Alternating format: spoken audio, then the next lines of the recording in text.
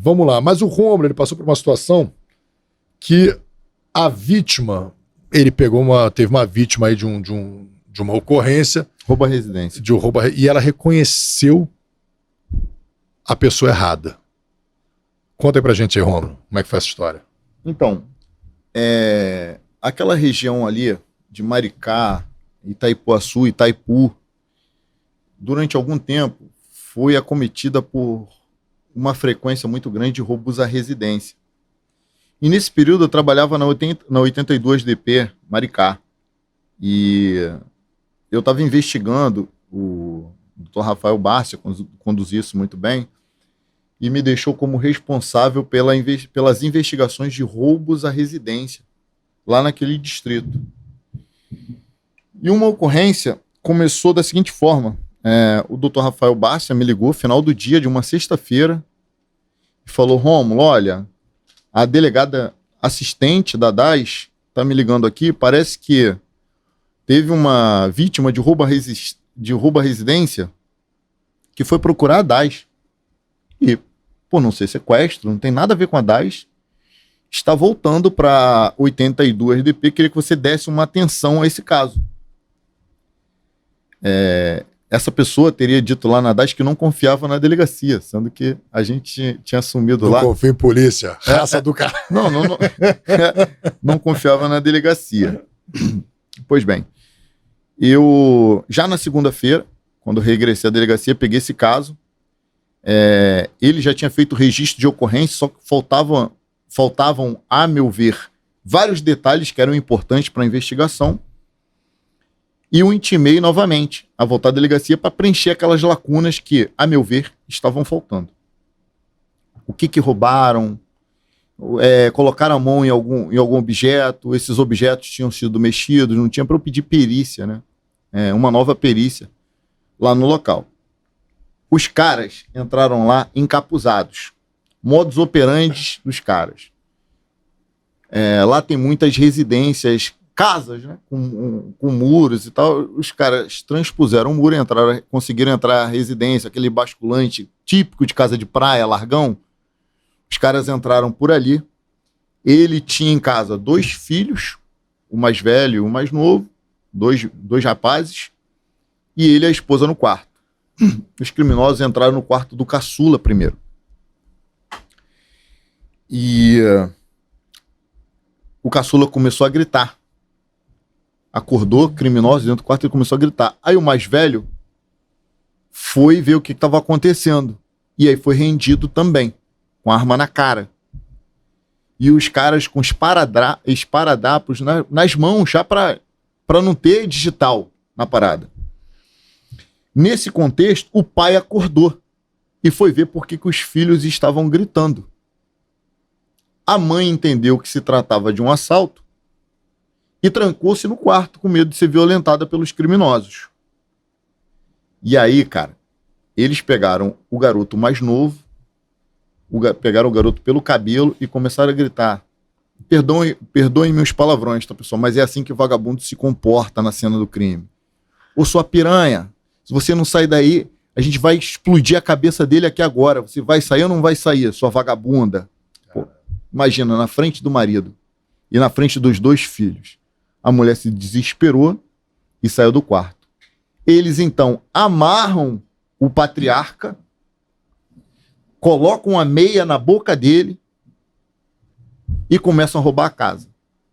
Repetindo para ele: não, você foi dado, você foi dado, você foi dado. É uma prática deles, tá? Não foi dado porcaria nenhuma, mas eles acreditam que se usar você foi dado, tipo, a vítima vai pensar: pô, já que eu fui dado, eu vou logo falar então as coisas. E aí pegaram um cartão de crédito do cara, roubaram TV. Aí teve uma TV, inclusive, que os caras não... Eu achei que podia pegar digital, porque eu não sabia até então que eles tinham colocado esparadrapos na ponta dos dedos. Teve uma TV que a vítima foi e falou pra mim: não, tinha uma TV lá que um virou pro outro e falou: meu irmão, deixa essa merda pra trás aí, cara. A gente compra com o cartão dele. Aí eu guardei essa informação. Compra com o cartão dele. Eles vão usar esse cartão. Ouvi a vítima, enchi o novo termo de detalhes e A primeira vez que o cara passou o cartão de crédito foi numa padaria em São Gonçalo. O roubo tinha sido em Maricá. Já monitorei as câmeras até a chegada dessa padaria. Vi o extrato do cartão dele, intimei o dono da padaria. O dono da padaria foi... Fala, ô, amigo, deixa eu te falar uma coisa. Você passou 10 mil reais numa padaria. Pra mim não faz sentido nenhum. Por que você fez isso? E quantos pães esse cara comprou? Ele, não, olha só, veja bem. A minha filha tinha um carro velho e ela tava vendendo. Aí chegou um cara lá, viu o anúncio, e aí ele perguntou se podia pagar no cartão. Falei, tá, evolui essa história. E aí, ele passou o cartão e foi no carro até o final da rua e voltou. Falou que estava testando o carro. Quando voltou, ele falou, não gostei do carro, não. Eu quero o meu dinheiro de volta. Saque e me devolve. Falei, como é que você devolveu para ele? Aí eu fiz um Pix. Fez o Pix para que conta? Fulano de tal. O vagabundo. Aí pesquisei o cara, foto na tela, a vítima olha, foi ele. Certeza, foi ele, esse cara me roubou. E tal. E a vítima viu o nome da pessoa e tal. E aí eu intimei o cara não veio. E eu desconfiando do dono da padaria, que ele poderia estar envolvido no crime, falei, tá aqui uma intimação, chama a tua filha. Aqui. A filha foi lá. E eu vi a filha e eu vi o dono da padaria novamente. Para confrontar aquelas versões. Falei, eu vi aqui que você devolveu um Pix, você trouxe o comprovante e tal, mas olha só, tu devolveu 9. Não foi 10?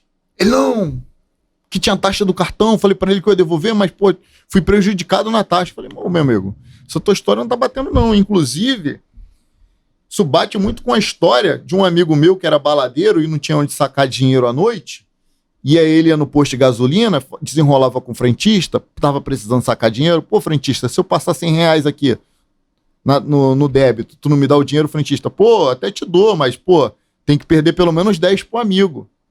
Tu não tem nada pra me contar não, parceiro? Aí ele foi e falou assim, não, você tá me dizendo... Falei, cara, olha só, eu tô te dizendo que se você estiver mentindo, eu vou conseguir provar essa merda. E aí eu vou prender você, sua filha, no mínimo por falso testemunho, mais o cara. Beleza. Enquanto isso estava rolando na delegacia, o que a vítima fez? Foi na rede social desse cara que, por outros meios que não somente o auto de reconhecimento, já estava na cena do crime, já estava recebendo dinheiro de ilícito, já estava pelo menos em uns 2 crimes. Essa vítima volta à delegacia com um perfil de Facebook e fala, esse cara estava com ele. Esse cara estava com ele, eu tenho certeza, tenho certeza, tenho certeza. Falei, pô, cara, você tem certeza? Tenho, a minha mulher reconheceu, os meus 2 filhos reconheceram, coisa e tal, não sei o que, para ele, perorou. Já não é a minha forma de trabalhar.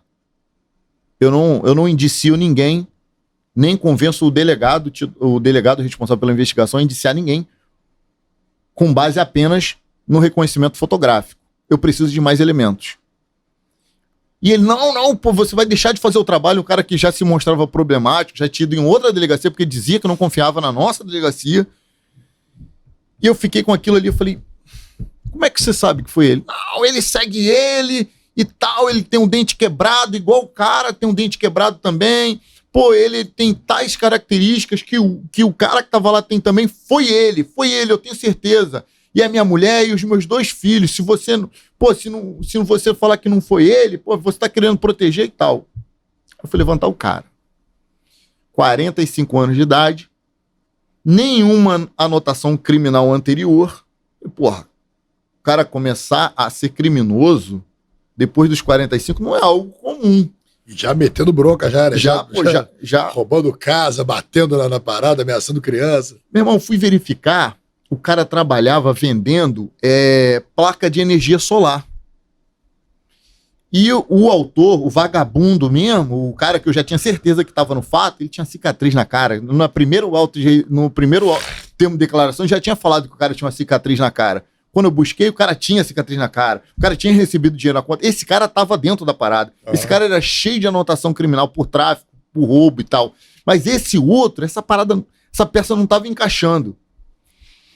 E aí, eu peguei e fiquei com aquilo na cabeça. Falei, pô, mas a vítima, pô, meu, muita convicção de quem teve cara a cara com o criminoso, pô. O que eu vou fazer com isso?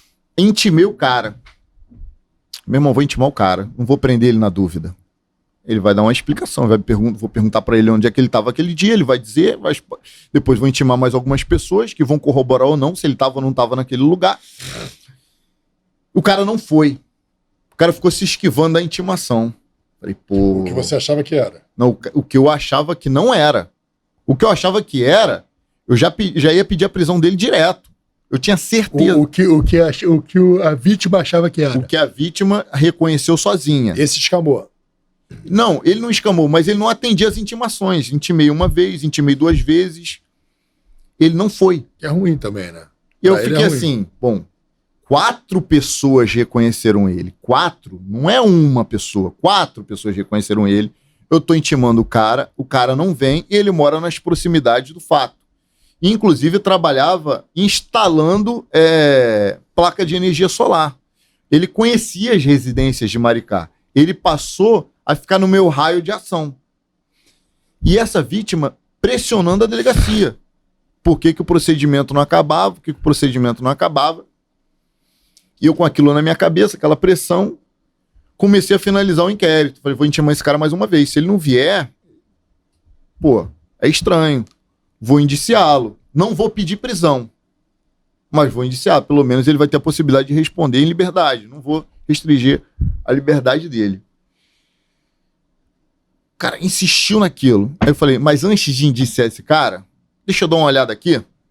Se esse outro, que eu tenho certeza, já praticou outros roubos.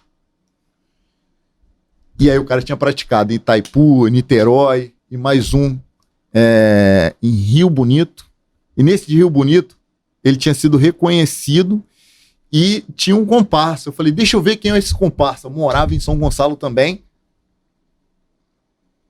E eu fui olhar, esse cara, eu consultei esse cara também. Esse cara estava envolvido em outro roubo. Eu falei, tem o dente quebrado, esse merda, é ele, é esse cara.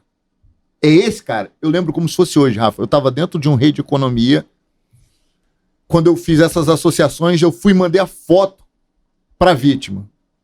Aí a vítima foi e falou assim, putz, é ele.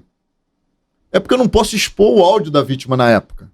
Eu tenho isso até hoje, porque se isso virasse um problema para mim, eu tinha como provar. E aí, falei assim, como assim é ele? Como assim é ele? Ele, pô, é ele. Falei, tu tá dizendo que é esse que eu tô mandando agora e não o anterior? Ele, mas se você reparar, eles até se parecem. Realmente, lembrava. Tinha um dente quebrado e tal, nariz largo. Meu irmão, eu fiquei extremamente puto com a vítima. Falei, meu amigo, olha só, eu sei que você passou um problema, eu sei que você ficou estressado na sua casa, sei que você viu sua mulher numa posição degradante, seus filhos e tal, mas a gente tá conduzindo essa delegacia, essa ocorrência há 2 semanas, a gente tomou café junto, os autos de reconhecimento foram feitos com você calmo, fora do contexto do crime. Você estava me fazendo prender um inocente, cara. E eu não tô aqui para isso. Eu não tô aqui porque a vítima, Rafa, ela tem uma necessidade de ver alguém punido por aquela barbaridade que ele passou. E muitas vezes a própria vítima comete a injustiça. Quando eu fui olhar, a colega tinha que despachar os inquéritos e subiu com mandado de prisão para aquele primeiro, um pedido, uma representação por mandado de prisão daquele primeiro. Quando o promotor olhou e leu o inquérito, ele representou de ofício pela prisão do segundo. E aí eu fui falar com a minha chefe de investigação, falei assim, esse cara aqui ele tem que sair do inquérito. A gente tem que fazer ele vir à delegacia de qualquer jeito. Ele não está vindo por algum motivo, mas eu tenho que fazer ele vir. Porque ele não está no fato, ele não é um criminoso. Então, mas o promotor leu o inquérito e pediu de ofício a prisão dele, porque ele acredita que ele está atrelado ao crime. Eu falei, mas isso está errado. Isso está errado, esse cara não pode ser preso. A gente tem que desfazer isso. Aí chamei a vítima novamente, Aí ela deu um termo de declaração, voltando atrás do que tinha dito antes em relação a ele. Sabe o que a vítima conseguiu com isso? Ela conseguiu fazer com que o judiciário duvidasse do procedimento inteiro. Caralho. E o judiciário estava certo. Nesse ponto eu não vou criticar o juiz. Pô, meu irmão, se ele errou em relação a um, ele vai errar em relação aos outros. Por que não errar em relação ao outro? Entretanto, eu insisti no primeiro, na minha convicção. Falei, em relação ao segundo, isso e tal. Mas em relação ao primeiro, além do auto de reconhecimento, existe essa. Tinham várias provas. Inclusive, o final de sair terminou com o dono da padaria preso. Estava envolvido com eles. Era um modus operandi deles. Eles roubavam o cartão de crédito e passavam na padaria. Foi essa situação. Nós conseguimos elucidar o fato de um cara que não acreditava na delegacia. O problema, muito embora ele fosse a vítima, a gente costuma dizer que a vítima nunca tem culpa. A vítima não tem culpa do crime. Mas essa vítima quase teve culpa da prisão de um inocente. Mas eu atribuo tudo a Deus, sabe? Eu acho que essas ideias Deus coloca na minha cabeça. Rômulo, como se Deus tivesse dito, Rômulo, você já fez isso? Eu falei, isso eu ainda não fiz. Fui lá e fiz e graças a esse insight, esse inocente não foi preso. Pô, cara, maneiraço, parabéns. Hoje eu estava lá na DAS e chegou uma turma da academia, da Cadepol, né? A Cadepol tem a turma 3. Aí vai começar a turma 4 ainda. Eu achava que já estava a turma 4, mas tem a turma 3 desse concurso. Aí eles foram lá, viram a gente, conhecer a DAS, apresentou, uns me reconheceram lá do Fala Guerreiro. Pô, Fala Guerreiro é muito legal, tal, um outro lá, outro colega pediu para tirar uma foto. Deixa eu só te atrapalhar um pouquinho. O Insider falou assim, estorno é direto na própria máquina. Eu também, foi uma das coisas que eu achei estranho. Eu falei, por que você não estornou? Ah, não, porque eu liguei pro meu gerente, não sei o quê. Aí eu preferi devolver. Foi aí que também deu. Então, assim, aí um dos colegas estava lá até pediu para tirar uma foto, fiquei amarradão e tal. Mas o seguinte, o que eu tô falando é o seguinte, essa turma que tá vendo aí, turma da Cadepol, quem não é polícia, essa história do Rômulo é uma aula de polícia, bicho. Isso é uma aula de polícia. O cara é a busca incansável pela verdade. Seria muito mais confortável para ele você... Porra, meu irmão, se o outro lá, depois lá no julgamento ele se vira. E tem gente que faz isso, tem gente que faz essa crueldade. Ah, meu irmão, quer saber? Bater meta, vai depois... Lá ele se resolve na justiça. Pô, quando você vê, a vida do cara já foi destruída, já foi devassada, já foi a reputação dele no bairro, às vezes é um trabalhador autônomo que tem a sua reputação manchada e nunca mais consegue um trabalho, um cliente. Então isso que ele fez foi uma aula de polícia, cara, foi até o final, seguindo o instinto dele, o tirocínio, insistindo no caso, e depois que ele viu que deu a merda, que a merda já estava feita, fez de tudo para desfazer essa merda. Então, eu não sei, chegou a ter contato com o primeiro lá, com o acusado pelo cara? Ele foi lá depor, finalmente foi lá depor. E aí eu falei com ele, você tem noção do tanto de problema que você poderia ter enfrentado? E aí a resposta dele, cara, tava trabalhando. Eu não tinha tempo. Eu tenho uma filha pequena, eu levo ela na escola de manhã, e aí depois eu vou trabalhar, e aí eu divido as tarefas com a minha esposa. E uma coisa assim, não sei como é que foi, mas você vê, ele mesmo não tem nem noção do quanto ele deveria estar sendo agradecido pelo seu empenho, porque ele ia ficar muito empenado. Mas assim, na minha cabeça ele não me deve nada. Não, bicho, é aula de polícia. Isso aqui que a gente tá fazendo aqui é uma aula de polícia civil, porque você vê como é que as coisas que a gente passa, muitas vezes não é só prender, polícia não é só prender, como a vez até o Zacone falou isso, a polícia, o delegado é para soltar. Então assim, não é só prender e correr atrás, muitas vezes é você buscar a verdade e não deixar, coragem, né, cara? E não deixar que um cara seja, condenado, preso, ou tenha a vida destruída por um equívoco de uma vítima, que tá ali sedenta por justiça a qualquer preço, né, meu irmão? Cara, segue enchendo essa linguiça aí que eu vou achar a foto desse quadro de investigação aqui. Joga nos comentários aí, então, pra gente ver o que o pessoal tá comentando, o pessoal tá falando aí com a gente. Se tem alguma sugestão de assunto aí pra gente abordar. Eu vi no início ali algumas Clarissa Martins Cristiano, que história, eu acompanho aqui e pensando o tempo todo, esse cara da padaria tá envolvido. A filha dele não chegou a ser presa, mas ela respondeu por falso testemunho. E ele, quando foi levantada a capivara dele, ele tinha anotação por tráfico. Inclusive, quando ele foi, ele tentava argumentar: olha, eu sou debilitado porque tentaram me matar. Aí eu fui tentar entender o tentaram matar ele. A história era bem sinistra. Colaborou para legal, Clarissa tem um tino para investigadora.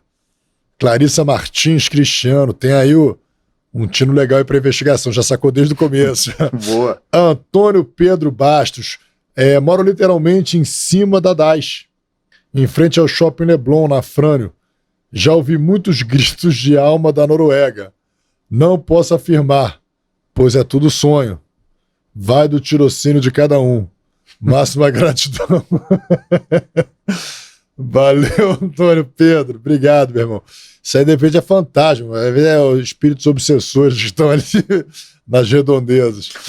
Insider 22. Do jeito que a vítima estava enviesada e julgando a delegacia, se ela quisesse correr com o inquérito, já era. Exatamente. É porque a gente... Cara, pronto, o Insider me deu um insight aqui, me deu um insight. Meu irmão, isso é uma coisa muito séria, bicho. O Insider, a polícia, muitas vezes, quando tem um crime de repercussão, de comoção pública, e aí a sociedade pede por uma solução daquele crime, quer que aquele crime seja solucionado, exige do Estado uma resposta. E essa resposta vai ter que ser dada por quem? Pela polícia, que vai ter que investigar aquilo. E aí começa a cobrar. Cara, investigação, ela tem um tempo dela. E cada investigação tem verdade. O seu próprio tempo. Tem o seu próprio momento. Tem o seu próprio... As coisas às vezes acontecem ali. Tem um episódio aqui do Daniel Gomes, que é um dos maiores investigadores de homicídio. Então você vê que o tempo da investigação não pode se antecipar, não pode se precipitar. Se você se precipita, nós teremos aí um trabalhador inocente preso. Entendeu? Então, assim, muitas vezes precisa entender, ela tem um tempo. Por mais que nós queremos a justiça, cara, essa pressão que às vezes coloca demasiada pela solução, o que pode acontecer?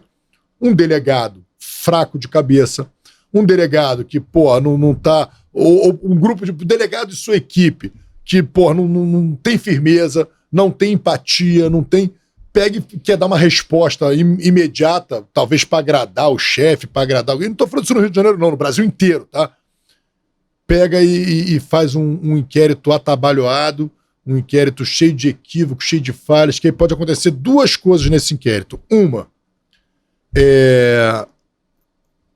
inocentar o responsável, porque o inquérito vem cheio de falhas, naturalmente essas falhas vão seguir para o processo, e aí o cara que cometeu o crime consegue se ver livre, consegue se livrar, por causa de um procedimento, uma persecução criminal mal feita.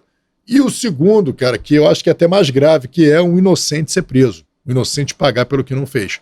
Então, inquérito policial, meu irmão, por mais que entenda, cara, queremos a solução desse crime, mas a polícia vai trabalhar e vai solucionar no tempo certo.